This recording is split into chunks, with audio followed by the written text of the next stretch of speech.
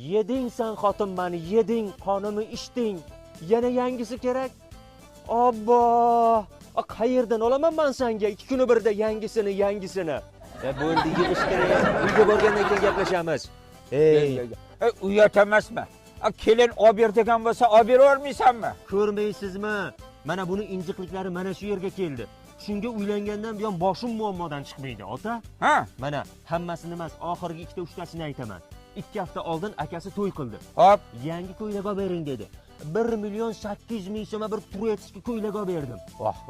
Oradan bir hafta o'tgandan keyin opasi qizini chiqaradigan bo'ldi. Urug'ga o'tishsin, hamma urug' aymog'i mana shu mahallada. Unga ham yana bitta yangi ko'ylak dedi, yangi ko'ylak olib berdim. Mana kelayotgan bayram, bu bayram kim uchundir bayram, ota. Men uchun motam bo'lib turibdi-da. Qarindosh urug'lar hammamiz bitta joyda yig'ilib bayramni kutib olamiz. Endi yangi yil bayramga eski kiyilgan ko'ylaklarni kiymayman. Hozir tinchon qilib turibdi.